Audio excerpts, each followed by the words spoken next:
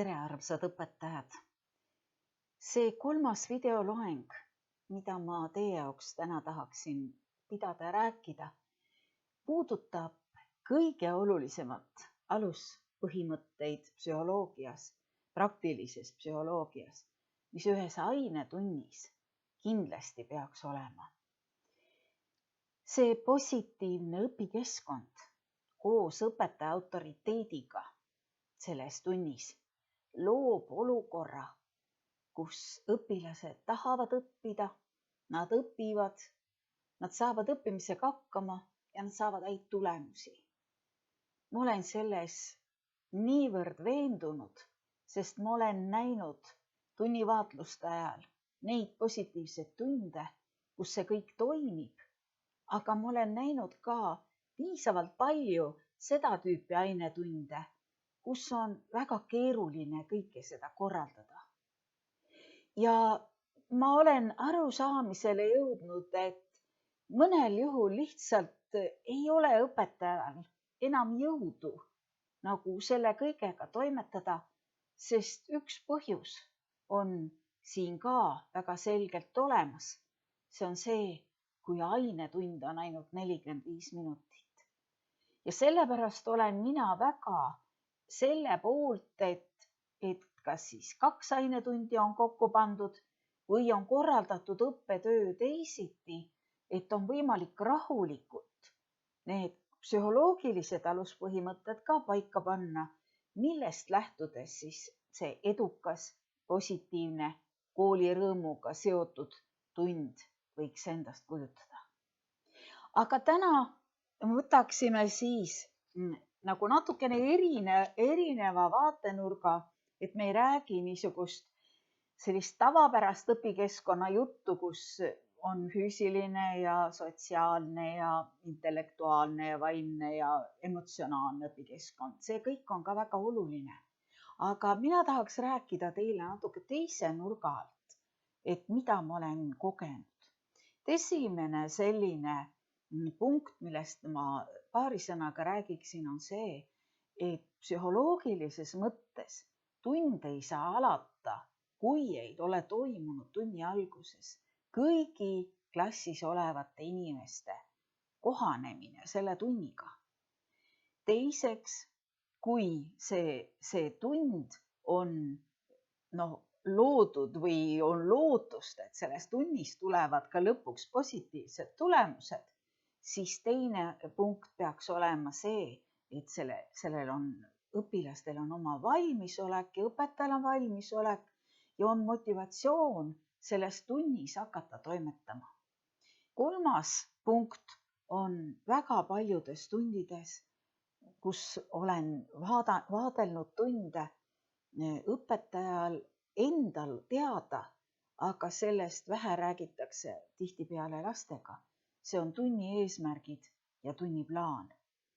Ja edasi on üks väga valus koht minu vaatenurgast, mis on psühholoogia ja kommunikatsiooni aluspõhimõte, et on selged ja arusaadavad teooriapunktid, jutud, aga eelkõige selged juhendid ja juhendamine sellisel moel, et kõik saaksid aru ja oskaksid teha. Koolirõõm ja edukas tööde ja tunni lõpetamine on otseselt seotud tunnustuse ja tagasisidega ja väga oluline on see, et keegi ei läheks tunnist enne minema, kui ta ei ole saanud ka seda rõõmu tunda positiivsete tulemuste üle iseendaga seoses. Need on need psühholoogilised põhipunktid, millest ma tahaksin täna rääkida. Ja kuna ma tahaksin iga kord hakata nüüd soovitama ka mingit raamatut, siis see suhteliselt vist eelmisel aastal välja antud Soome väga hea raamat, psühholoogiline heaolu koolis ja õppimine. Selle on kirjutanud Anna-Rilla Ahtola ja seda on võimalik tellida. Minagi olen tellinud, kes soome keelt loeb. Et siit raamatust on väga palju õppida ja kindlasti ma järgmistel kordadel ka nendest asjadest, mis siia mulle tähtsad on, ka kasutan seda materjali. Aga täna tahaksin ma sellepärast just võtta selle positiivse õpikeskkonna ja koos õpetaja autoriteediga vaatluse alla. Autoriteet on tegelikult üks seda tüüpi asi või omadus või vaimne olukord, seisund. Väga võiks vaadata veel ja täpsemalt järgi definitsiooni, aga autoriteet kujuneb õpetajal välja väga mitme, väga tähtsa niisuguse tunnuse järgi. Ja kindlasti on õpetaja autoriteetne siis laste jaoks, kui ta mõistab lapsi ja õpilasi ja on õpilastega heades suhetes. Ja nende heade suhete tulemusena ta on õpilaste poolt arvestatav. Tema sõna maksab, tema selgitused on õpilastele tähtsad ja vastuvõetavad. Aga ma pikemalt praegu ei hakkaks seda teemat, ma tahaksin lihtsalt öelda seda tänase selle loenguga, et kui õpetaja ainetund ei vasta psühholoogilistele niisugustele põhialustele, siis ta võib olla nagu vabas vaates, ilma õppimiseta nii-öelda särav isiksus ja äge kuju. Aga kui ta tund ei arvesta neid psühholoogilisi põhialuseid, siis ta kindlasti ei saa pikaaegselt olla õpilaste jaoks autoriteet koolis. Minu arvates on see üks kõige suuremaid murekohti, et väga paljud protsessid, tegevused on õpetaja autoriteedi õõnestamiseks nagu kujunenud. Et kindlasti on, kui me räägime ainult täna nendest punktidest, siis esimene punkt, mis ma juba ütlesin ja tahan koos kohanemisega veel rõhutada. Esimene on see, et tunniplaan, tunni algus, kõik see, mis on seotud ühe normaalse niisuguse tööetapi või õppimise etapi algusega, see on väga tihtipeale väga segane, väga ebamäärane, väga selline suvaline. Ja on palju ju koole, kus ei ole kella, kus ei ole tunni alguse kella ja tunni lõpu kella, parimal juhul on siis tunni alguse kell.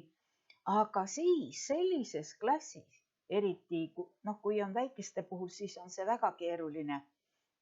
Sellises klassis on vaja eeldada, et kõigepealt õpetaja on väga aja planeerija ja õpetaja on väga suur autoriteet, et kõik see aja planeerimine, et see kõik niiviisi sellisel kujul kehtib, et tõesti ühel hetkel on klassis, kuhu siis lapsed on kogunenud tunni alguseks, on klassis selline olukord, et kõigil on nagu see vahetunni niisugune lõbusus või aktiivsus või ka negatiivne niisugune võib-olla kogemus kas õues või jooksmisega või kiusamisega nüüd ununenud ja kõik on rahulikult valmis alustama selle tunni tööd. See tähendab tegelikult seda ka, et õpetaja oskab mõista seda, missugusel kujul, kes ja kuidas vajab pikemat kohanemisaega. Ja kui ma täna tahaksin anda ka paar nõuannet iga punktiga seoses, siis esimene on kindlasti see, et õpetaja tunni alguses peaks kõigepealt ise olema kohanenud, et tal on kõik juba tunniks valmis või teine variant, et ta teab, et kohanemisperioodil pärast seda tuleb tal endal aeg, kui lapsed on juba alustanud mingit tegevust, üheskoos kohanenuna, siis temal, õpetajal, võib olla veel niisugune natukene aega, et kogu tunniga ennast nii-öelda kohandada, kui ta on tulnud kusagilt kaugelt, teisest klassist, kusagilt ei tea kust. Õpetajate toast, lapsevanemaga rääkimast, poisse lahutamast, tüdrukuid tunnustamast, või ükskõik kus kohast, et nüüd ta alustab oma tunniga. Millest ma näen, kui õpetaja ei ole tunniga kohanenud, siis see tähendab seda, et lapsed ootavad õpetaja järgi. Nad ootavad tema materjalide väljavõttu, arvuti avanemist, seda, kui õpetaja siis saab ükskord oma asjadega nii kaugele, et ta saab õpilastele otsa vaadata. Hea tunni algus võiks olla selline, et õpetaja otsustab, et ta rohkem praegu ei toimeta ja nüüd on tema abi selleks, et klass saaks täiesti kohaneda sellega. Ja selle tõttu minu soovitus on see, et õpetaja ei oleks oma laua taga, kui on näiteks sellised kahekaupa istumiskorraldus klassis või ühekaupa või kui on rühmapõhine, mis on minu vaatenurgast palju parem õppimise variant või U-kujuline laudade korraldus.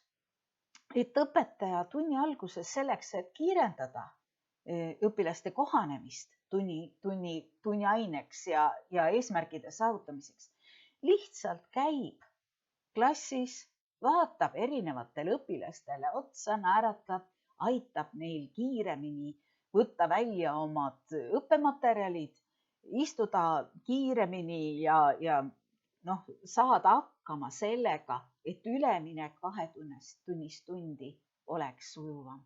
Ja selle ajaga saab õpetaja ka siis juba minna järgmise punkti juurde, mis siis on valmisoleku loomine või valmisoleku kontroll, kas selles klassis on nüüd kõigil õpilastel olemas see valmisolek ja see vajalik motivatsioon, et hakata selle tunniga pihta.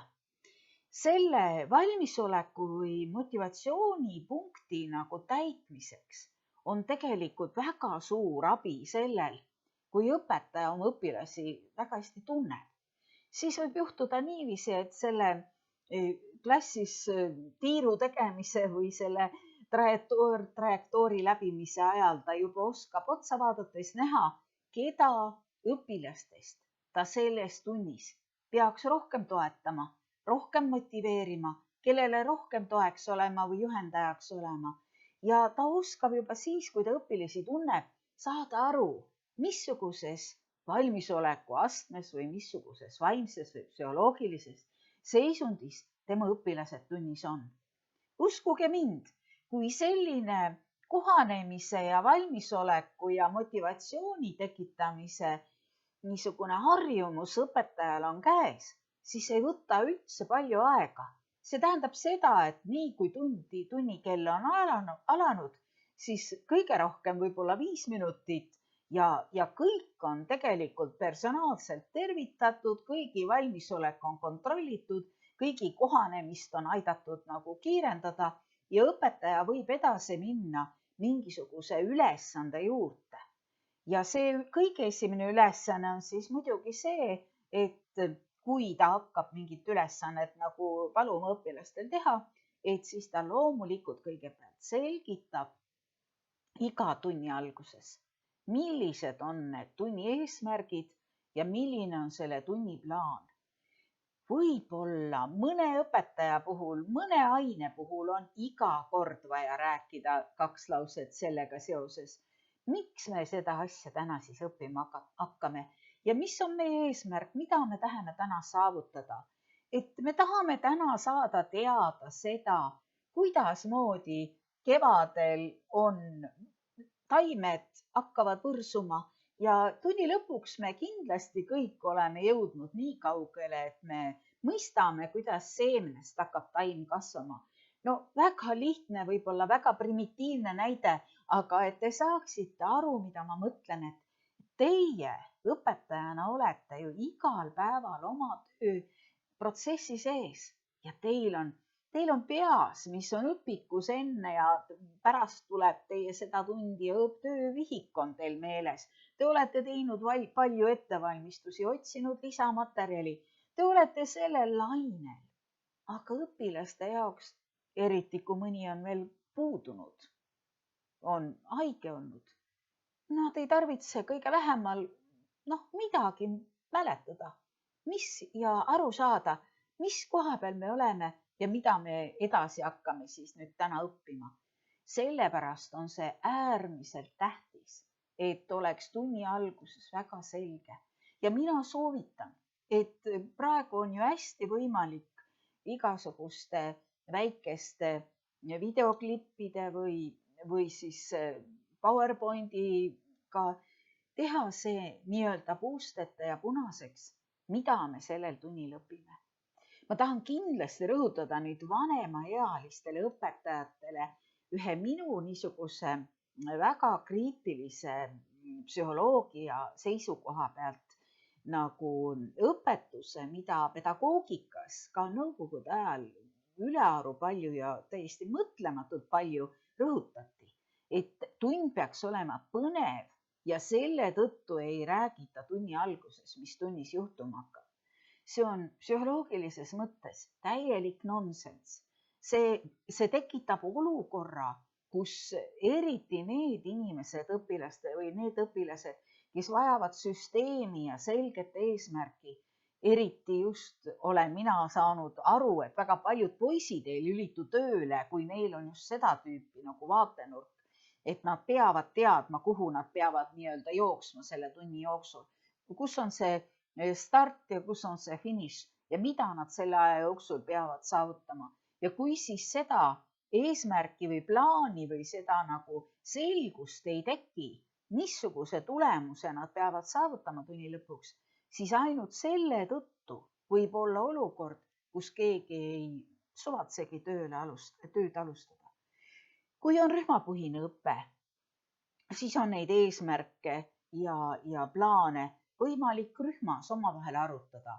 Kui on väike klass, siis on võimalik lapsi kaasata ja teha lahti õpik ja vaadata õpikust selle tunni osa ja ise siis nagu panna kokku, et mis me siis tänases tunnis tahame hakata õppima, kui me vaatame, et mis materjal meil õppekavast on olemas.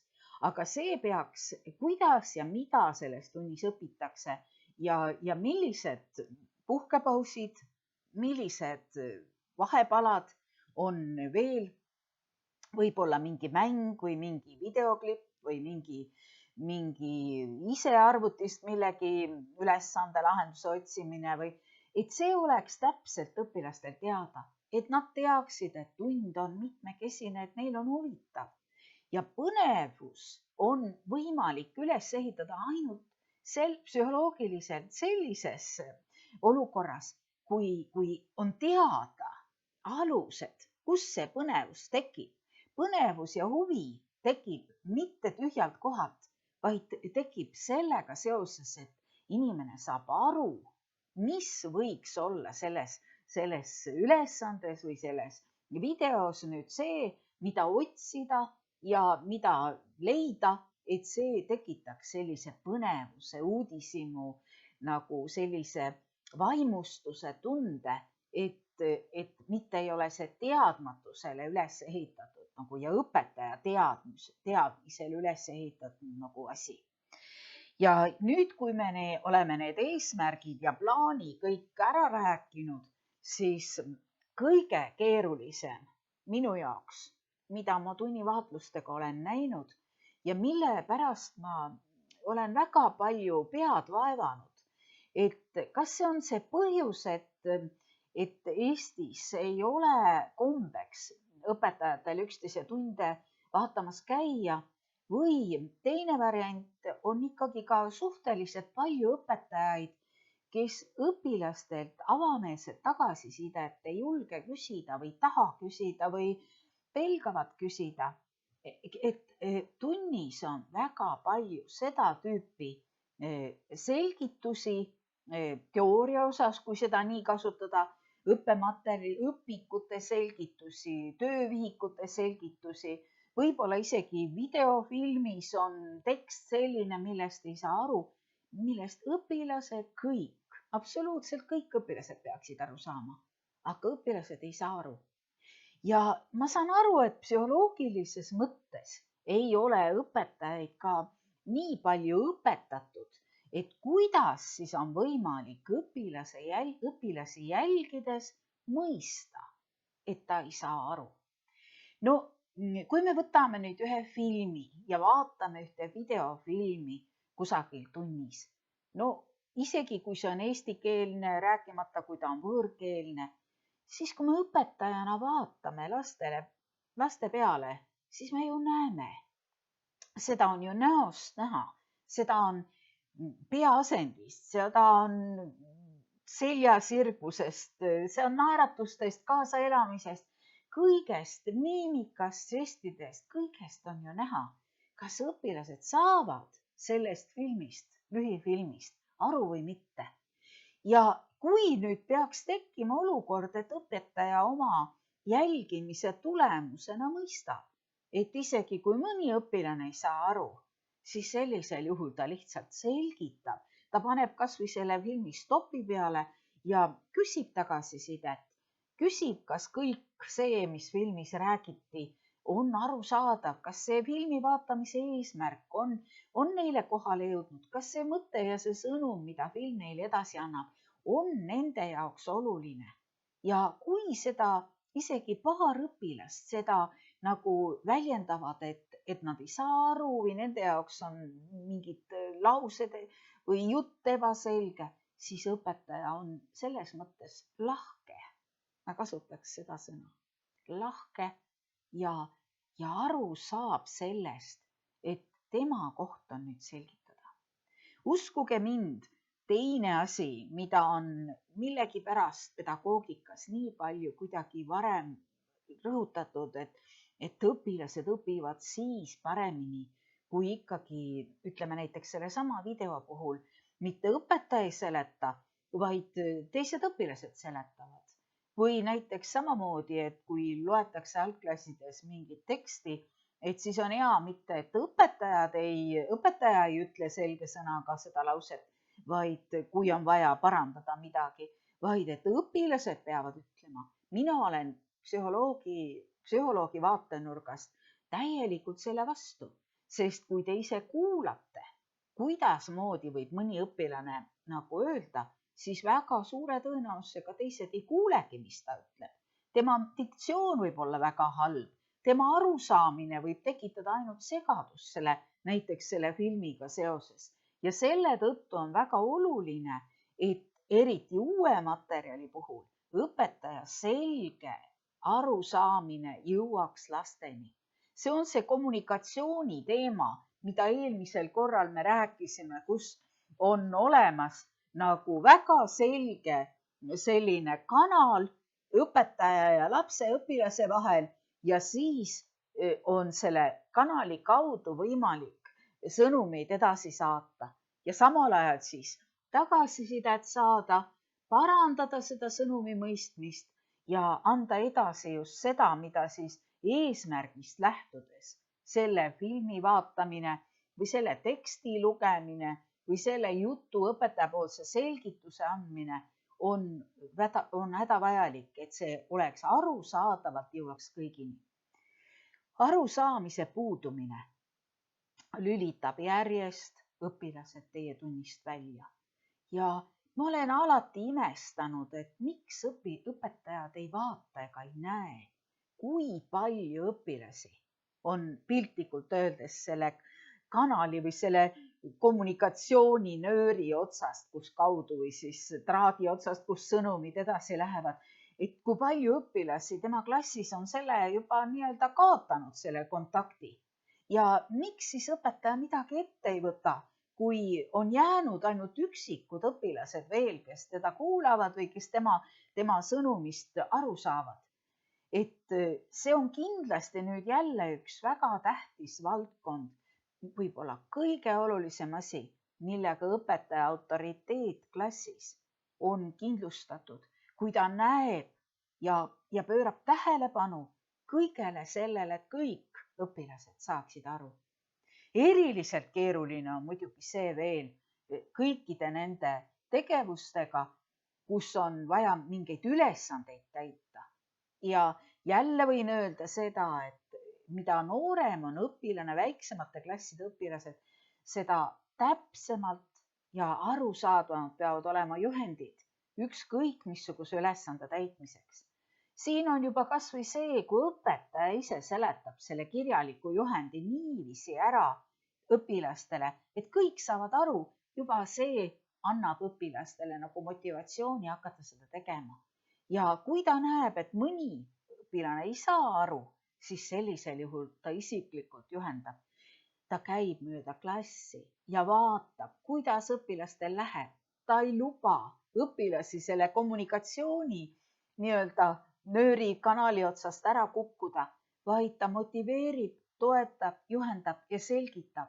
Ja isegi kui klassis on palju õpilasi, on võimalik seda teha, sest nendel, kellel läheb paremini, kes saavad paremini aru, neid on vähem vaja nagu juhendada. Aga kui on rühmapõhine õpe, siis sellisel juhul on võimalik ju õpilastel üksteist aidata, juhendada ja toetada. Ja kui see niisugune selgitused ja selge arusaamine materjalist, ülesannetest on olemas, siis jääb aega ka selle positiivse peale. Siis on võimalik käies mööda klassi, vaadates õpilaste tegutsemist ja olles ka nagu siis sellise rõõmu vahepala tooja tundi, on võimalik tunnustada kõiki õpilasi. See, et õpilaste nagu niisugune positiivne õpikeskkond tekiks klassis, see tuleneb eelkõige sellest, kui positiivne on õpetaja seal tunnis. Minu väga suur palve on, et te õpetajatena teeksite koostööd ja et te lepiksite kokku, kui teil on raskete klassidega tegemist, kus teil endal nagu jõud ja energia on lõpu korral, et te oleksite siis kellegagi, kolleegiga või tugimeeskonna inimesega teinud kokkulepped, et nad toetavad teid. Kas siis enne tundi või pärast tundi, parim kui tunni ajal. Kui teil koolis on eripedagoog või psühholoog, siis nemad võiksid olla nendes rasketes klassides teile toeks. Et teil oleks energiat ja jõudu lastele anda tunnustust, nendelt saada ausat ja avameelset tagasisidet, et järgmisel korral õpetajana ise oma tundi paremini planeerida ja kergemad materjalid, mis on jõukohased kõigile või personaalsed materjalid andekamatele väga palju huvitavamad ja et õpilased ise saaksid neid tunnimaterjale koostada ja ülesandeid kontrollida, koos ülesandeid lahendada, koostööd teha, et see ei jääks selle tõttu tegemata, et teil jõud saab otsa või et tunnis teil distsipliin läheb käest ära, sest õpilased on kaotanud selles tunnis soovi nagu panustada. Motivatsioon on kadunud, nende jaoks õpetaja ei ole enam autoriteet või õpetaja ei ole üldse autoriteet selle tõttu, et tema jutt on väga segane. Ta ei kuula, kui õpilased paluvad uuesti selgitada ja et see õpetaja nagu suhtlemine õpilastega on nii rabe, et vastastikku ei taheta üksteise tunnis olla. Ja sellepärast on see tunnustuse ja tagasiside ja mis on veel väga oluline, et iga tund peaks lõppema iga õpilase jaoks ja muidugi ka õpetaja jaoks positiivse tulemusega. On palju inimesi, kelle jaoks on ebaõnnestumine ainult selle tõttu, et asjad jäid lõpetamata, et tema eesmärgid jäid saavutamata, tunni eesmärgid jäid ripakele, lubati, et me õpime ära selle ühe linnulaulu ja me ei jõudnudki selle linnulauluni. Ja sellepärast on väga oluline, et õpetaja suudaks oma tunni planeerida niiviisi, või jätta ära seal tunnil paindlikult neid õppeülesandeid, et tunni lõpp oleks positiivne. Selle tõttu, nagu te näete, ma ei ole kordagi maininud, aga lõpetuseks nüüd kõige olulisem on see, et ei alguses ega lõpus, kohanemise perioodis, valmisoleku loomise perioodis ega ka positiivsete tulemuste saavutamise perioodis ei ole seda tüüpi noomimiste monoloogidel mingit kohta. Klassi ees ei pea tagasisidet jagama negatiivsel moel. Klassi ees võib ainult klassi kiita ja tunnustada, et nad on saanud selle tunniga hästi hakkama. Ja kui on siis vaja, siis on need individuaalsed jutuajamised õpilastega, mida saab 4 silma all pidada. Aga nendest asjadest juba järgmistel kordadel, kui me räägime konfliktidest, räägime kooli heaolust, palun teid, et te kirjutaksite oma kommentaare ja küsimusi ja soovin teile ilusat koolinädala jätku järgmise korrani. Kõike head teile ja olge väga hoitud!